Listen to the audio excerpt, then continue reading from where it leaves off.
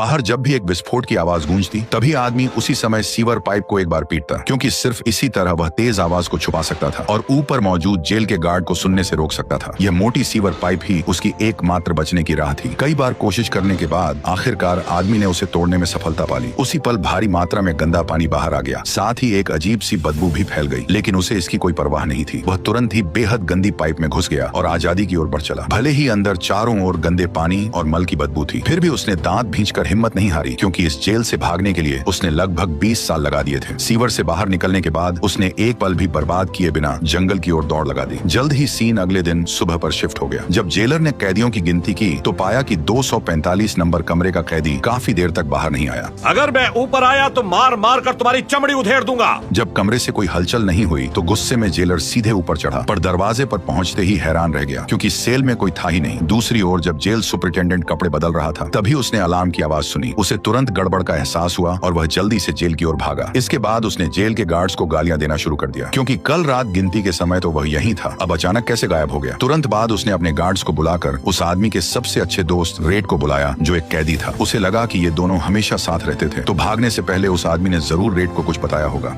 कुछ भी नहीं कहा वार्डन, कुछ भी नहीं। ये सुनकर जेल सुपरिटेंडेंट और भी ज्यादा गुस्सा हो गया, क्योंकि इस जेल के बनने के बाद से आज तक ऐसा कभी नहीं हुआ था। गुस्से में आकर उसने पास पड़ा एक पत्थर उठाया और दीवार पर लगे पोस्टर की ओर फेंक दिया, लेकिन वहां से एक अजीब सी गूंज सुनाई दी। जब वह पास गया और देखा तो पाया कि पत्थर सीधे पोस्टर के आर पार चला गया और उसमें एक छोटा सा छेद कर गया। तभी उसे सब समझ आ गया। उसने तुरंत जल्दी से हाथ अंदर डाला और पोस्टर को एक झटके में फाड़ दिया। सामने दीवार में एक बड़ा सा छेद दिखाई दिया जो सीधे जेल के बाहर तक जाता था। ये दृश्य देखकर सभी लोग हैरान रह गए। आखिरकार उस आदमी ने कब इतनी बड़ी सुरंग खोद डाली थी, ये किसी को पता नहीं चला। इसके तुरंत बाद जेलर ने पुलिस कुत्तों के साथ बड़े पैमाने पर खोजबीन शुरू कर दी, लेकिन पूरे दिन की मशक्कत के बाद भी उन्हें बस एक घिस चुका हथौड़ा और एक फटी हुई पुरानी कैदी की वर्दी ही मिली। यहाँ तक कि अभी भी जेलर इस बात पर यकीन नहीं कर पा रहा था कि सिर्फ एक छोटे से हथौड़े के सहारे उसने इतनी लंबी सुरंग कैसे खोद डाली। असल में आदमी तो बस दीवार पर अपना नाम उकेरना चाहता था, लेकिन उसे अनजाने में ही पता चला कि दीवार की परत बहुत आसानी से उखड़ जाती थी। चूंकि उसे भू विज्ञान की बहुत जानकारी थी, इसलिए वह तुरंत ही समस्या की जड़ समझ गया। दरअसल जेल की लंबे समय से मरम्मत नहीं हुई थी और दीवार पर लगा सीमेंट पूरी तरह खराब हो चुका था। वह तुरंत समझ गया कि ऊपर वाले ने उसे बच निकलने का एक मौका दिया है। इसके बाद के दिनों में जब भी उसे मौका मिलता वह दीवार को खोदना शुरू कर देता। दीवार पर लगा पोस्टर उसकी खुदाई को छुपाने का एक अच्छा जुगाड़ बन गया। जो सीमेंट वह निकालता उसे वह निगरानी के दौरान चुपचाप अपनी पैंट से बाहर गिरा देता। हथौड़ा उसने रेड से मंगवाया था, जो यहाँ 20 साल से रह रहा था और बहुत जुगाड़ू था। जेलर की चाबी को छोड़कर लगभग हर चीज वह किसी न किसी तरह हासिल कर सकता था, लेकिन जेल की अचानक जांच से वो बच नहीं सकता था। आदमी अच्छी तरह जानता था कि अगर यह राज कभी खुल गया तो उसका अंजाम सिर्फ मौत ही होगा। सामने वाले को शक न हो, इसके लिए उसने दिखावा किया कि वह किताब पढ़ रहा था। जब जेलर लोगों के साथ आया तो उसने पूरी तरह सहयोग दिया ताकि वे उसकी घबराहट को न भांप सकें। जेल के गार्ड्स पीछे पीछे उसकी चीजें उलट पलट कर ढूंढने लगे, यहाँ तक कि कुर्सी के कोनों को भी नहीं छोड़ा। आदमी बस एक तरफ चुपचाप प्रार्थना करता रहा कि वे लोग पोस्टर को न फाड़ें। आखिरकार उन्होंने काफी देर तक तलाशी ली, लेकिन कुछ भी असामान्य नहीं मिला। इसी समय अब तक चुप रहा जेलर अंदर आया और फिर उसने आदमी के हाथ से बाइबल ले ली। जब जेलर ने जांच करते हुए उससे बाइबल के कुछ प्रश्न पूछे तो उसने सभी के सही जवाब दिए। असल में जेलर को भी बाइबल पढ़ना पसंद था, इसलिए वह उस आदमी के जवाबों से बहुत संतुष्ट हुआ। भले ही जेल के नियमों के अनुसार कैदियों को पोस्टर लगाने की अनुमति नहीं थी, फिर भी उसने आदमी को कुछ नहीं कहा और पोस्टर नहीं हटाया। जाते समय उसने बाइबल भी उसे लौटा दी और कहा कि मुक्ति का रास्ता इसी में छुपा है। असल में यह किताब उसने हथौड़ा छुपाने के लिए इस्तेमाल की थी और यही हथौड़ा उसकी आजादी का रास्ता था। वह आदमी एक बैंकर था जिसे अपनी पत्नी और उसके लवर की हत्या के आरोप में उम्र कैद की सजा सुनाई गई थी, लेकिन वास्तव में वह बेगुनाह था। उस दिन वह शराब पीकर नशे में था। वह सोच रहा था कि बंदूक लेकर उन्हें डरा देगा, लेकिन काफी कोशिश करने के बाद भी वो ऊपर नहीं गया। वह अपराध नहीं करना चाहता था, इसलिए वह गाड़ी चलाकर वापस चला गया और उसने वह बंदूक नदी में फेंक दी। लेकिन हैरानी की बात यह थी कि अगले दिन उसकी पत्नी और उसका लवर फिर भी मारे गए। हत्या में इस्तेमाल किया गया हथियार भी वही था, वही रिवॉल्वर जिसे उस आदमी ने नदी में फेंका था। जज ने इसी आधार पर उसे दोषी ठहराया और आखिरकार उसे शॉशैंक जेल भेज दिया। जब भी यहाँ कोई नया कैदी आता था, पुराने कैदी शर्त लगाते थे कि सबसे पहले कौन रोएगा। शुरुआत में रेड को एंडी से कोई खास उम्मीद नहीं थी। उसे लगता था कि वह दुबला पतला और कमजोर है और जरूर आसानी से डर जाएगा। बाकी साथी मानते थे कि वह मोटा आदमी सबसे पहले घुटनों के बल गिरकर माफी मांगेगा। आसपास के पुराने कैदियों की तालियों और उनकी ललचाई हुई नजरों को देखकर उस आदमी को यह सोचकर ही डर लगने लगा कि उसे यहाँ पूरी जिंदगी बितानी है। जब सभी नए कैदी अंदर आ गए तो जेलर ने यहाँ के नियम पढ़कर सुनाए। इसी दौरान एक कैदी ने अचानक पूछा कि खाना कब मिलेगा। उसने जवाब नहीं दिया, बल्कि बगल में खड़े गार्ड की ओर इशारा कर दिया। तुम तब खाओगे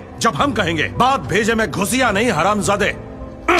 इसके बाद उन्हें उनके शरीर की गंदगी साफ करवाने के लिए ले जाया गया। जब यह सब हो गया तो उन्हें बिना कपड़ों के ही जेल की कोठरियों में लाया गया। इन नए कैदियों को यह बात अच्छी तरह समझ आ गई थी कि जैसे ही लोहे का दरवाजा बंद हुआ, उनकी जिंदगी अब उनकी नहीं रही बल्कि शॉशैंक जेल की हो गई। तभी रेड के साथियों ने रो रहे मोटे लड़के को चुप कराने के लिए अपने दोस्तों से परिचय करवाने का आइडिया दिया, लेकिन मोटा आदमी बस एक ही बात दोहराए जा रहा था, मुझे यहाँ नहीं रहना। उससे और बर्दाश्त नहीं हुआ। वह रोने और चिल्लाने लगा कि उसे घर जाना है। जल्द ही उसके शोर ने जेल के गार्ड्स का ध्यान अपनी ओर खींच लिया। जब वे पहुंचे तो मोटा आदमी और भी तेज रोने लगा और उनसे उसे जाने देने की विनती करने लगा। अंत में उसे बेरहमी से घसीट कर बाहर ले जाया गया। फिर कप्तान ने उसकी जमकर पिटाई की। आसपास के कैदी यह सब देख नहीं सके और उसके लिए रहम की भीख मांगने लगे, लेकिन किसी भी गार्ड ने उनकी एक भी बात नहीं सुनी और वे उसे बेरहमी से पीटते रहे। ज्यादा देर नहीं बीती थी कि मोटा आदमी जमीन पर पड़ा रहा और उसमें कोई हलचल नहीं हुई। इसके बाद कप्तान ने लोगों से कहा कि उसे मेडिकल रूम ले जाया जाए और बाकी कैदियों को चेतावनी दी कि अगर उन्होंने फिर शोर मचाया तो उनका भी यही हाल होगा। लेकिन जब मोटे आदमी वहाँ पहुँचाया गया तब तक डॉक्टर जा चुके थे और वह पूरी रात वहीं पड़ा रहा। सुबह जब डॉक्टर जल्दी जल्दी पहुंचे तब तक कुछ भी किया नहीं जा सकता था। जो कैदी उसे दोस्त बनाना चाहता था वह यह सुनकर वह यकीन नहीं कर पाया और सबको यह बात समझ आ गई कि यहाँ एक कैदी की जान की कोई कीमत नहीं थी। सब लोग पहले की तरह ही खाते पीते रहे, किसी को उसकी याद नहीं रही। जल्द ही एंडी को भी परेशानी का सामना करना पड़ा क्योंकि लड़कों के साथ बलात्कार करने वाले गे कैदी की उस पर नजर पड़ गई। किसी से टाका भिड़ा या नहीं?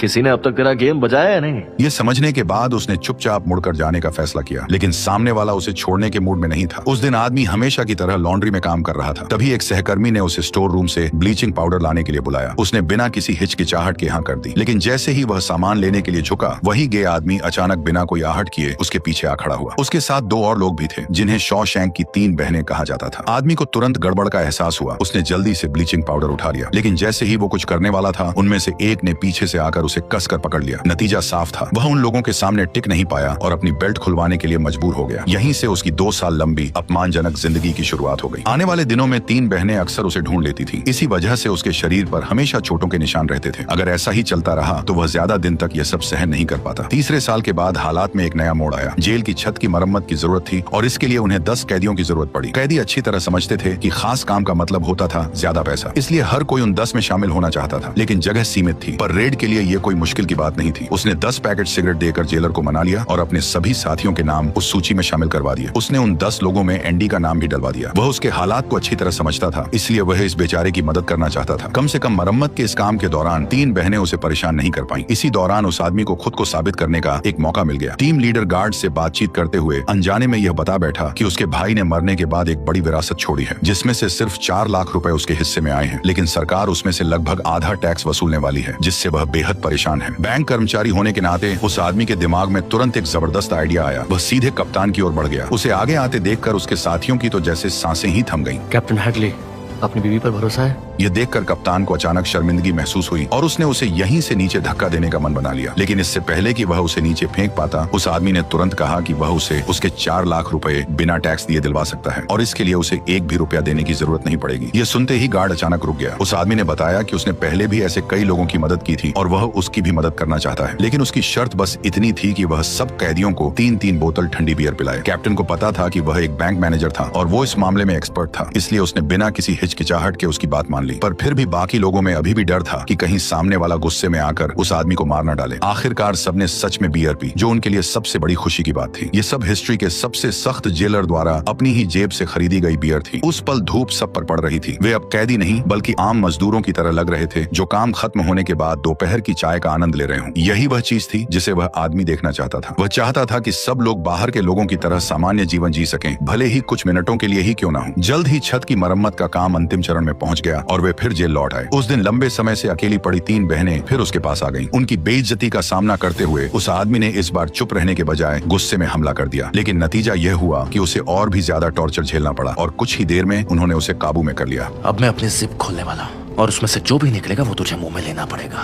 तभी आदमी ने गुस्से में तुरंत जवाब दिया कि अगर तुमने ऐसा किया तो तुम्हें वह चीज सही सलामत वापस नहीं मिलेगी। मेरे मुंह में कुछ भी डाला तो पछताएगा। उसने साफ कहा कि अगर तुमने ऐसा किया तो मैं स्टील का पूरा 8 इंच का चाकू तुम्हारे कान में घुसा दूंगा। तभी आदमी ने कहा कि उसका दिमागी संतुलन हिल चुका है और उस पर उसका कोई कंट्रोल नहीं है। उसने चेतावनी दी कि अगर उसने उसके मुंह में डालने की गलती की तो हो सकता है कि वह न चाहते हुए भी उसे काट ले। यह सुनकर तीनों बहनों को थोड़ी देर के लिए डर लगने लगा, लेकिन यह डर जल्दी ही गुस्से में बदल गया। उन्होंने उस आदमी पर मुक्कों और लातों से हमला करना शुरू कर दिया जब तक कि वह बेहोश नहीं हो गया। नतीजा ये हुआ कि वह आदमी सीधे 1 महीने तक मेडिकल रूम में पड़ा रहा। 3 बहनों की सबसे बड़ी बहन को सजा के तौर पर 1 हफ्ते के लिए अलग बंद कर दिया गया। लेकिन कहानी यहीं खत्म नहीं हुई। जब वह अकड़ते हुए कदमों के साथ वापस अपनी सेल में लौटा तो उसने देखा कि कप्तान वहां गुस्से में खड़ा था। उसे तुरंत हालात की गंभीरता का एहसास हो गया, लेकिन अब भागने का कोई मौका नहीं था। कप्तान ने उसकी जमकर पिटाई की। कप्तान की क्रूरता पहले से ही मशहूर थी। उसे इतनी बेरहमी से पीटा गया कि वह कोमा में चला गया। इसके बाद इलाज के लिए उसे दूसरी जेल में भेज दिया गया। इस घटना के बाद तीनों बहनें फिर कभी उससे पंगा लेने की हिम्मत नहीं कर पाईं। असल में यह सब कप्तान के इशारे पर हुआ था, क्योंकि उसने उस आदमी के बैंकर होने की पहचान कर ली थी जो आगे चलकर उसके बहुत काम आ सकती थी। इसके तुरंत बाद उसे लॉन्ड्री से लाइब्रेरी में ट्रांसफर कर दिया गया, जहाँ उसके साथ एक बुजुर्ग कैदी भी था। वह बुजुर्ग पिछले 50 सालों से वहीं रह रहा था। लाइब्रेरी का काम बहुत आसान और हल्का था। किसी को किताब उधार लेनी होती थी तो बस उसका रजिस्ट्रेशन करना रहता था। लेकिन कप्तान की टैक्स चोरी में काफी मदद करने की वजह से जल्द ही दूसरे जेलर भी उससे मदद मांगने आने लगे। जेल में थोड़ा आराम से रहने के लिए वह किसी को भी मना नहीं करता था और सबकी मदद के लिए योजनाएं बनाता था। 1 महीने से भी कम समय में उसने आधे से ज्यादा जेलरों के लिए टैक्स रिफंड की प्रक्रिया पूरी कर दी थी। कुछ ही समय में वह पूरे जेल में मशहूर हो गया। यहाँ तक कि जेल सुपरिंटेंडेंट भी उससे मदद मांगने लगा। उसका काम इतना बढ़ गया था कि कभी कभी रेड को भी उसकी मदद के लिए बुला लिया जाता था। लाइब्रेरी को बड़ा करने और सबको नई किताबें पढ़ने का मौका देने के लिए उसने फिर से जेल सुपरिंटेंडेंट से फंड की मांग की, लेकिन उसने बताया कि फिलहाल जेल की फाइनेंशियल पोजीशन अच्छी नहीं है और लाइब्रेरी बढ़ाने के लिए एक्स्ट्रा फंड उपलब्ध नहीं है। हालांकि एक ही रास्ता था, राज्य विधानसभा से पैसे मांगे जाएं। उनकी अनुमति से उसने राज्य विधानसभा को हर हफ्ते चिट्ठी लिखकर फंड की मांग करनी शुरू कर दी, लेकिन हर बार उसकी चिट्ठी का कोई जवाब नहीं आया। फिर भी वह इतनी आसानी से हार मानने वाला नहीं था। उसने लगातार 6 साल तक चिट्ठियां लिखी। इसी दौरान एक दिन लाइब्रेरी में एक अजीब घटना घटी। कैदी ओल्ड ब्रुक ने चाकू लेकर अपने एक साथी को बंधक बना लिया। वह यहाँ बहुत लंबे समय से रह रहा था, हमेशा शांत और हंसमुख रहता था और उसने कभी भी ऐसा व्यवहार नहीं किया था। असल में उसकी पैरोल मंजूर हो गई थी और वह जल्द ही यहाँ से जाने वाला था। यह अपने आप में एक अच्छी बात थी, लेकिन वह इस जेल में 50 साल से रह रहा था। वह यहाँ की हर चीज का आदी हो चुका था और बाहर जाना बिल्कुल नहीं चाहता था। इसलिए उसने यहाँ रुकने के लिए आदमी को मारने का फैसला किया। लेकिन एंडी के लगातार समझाने के बाद उसने आखिरकार अपने हाथ में पकड़ी हुई छुरी नीचे रख दी और इस सच्चाई को स्वीकार कर लिया। बाकी लोग ये समझ नहीं पा रहे थे कि कोई इंसान हमेशा जेल में ही रहना क्यों चाहेगा।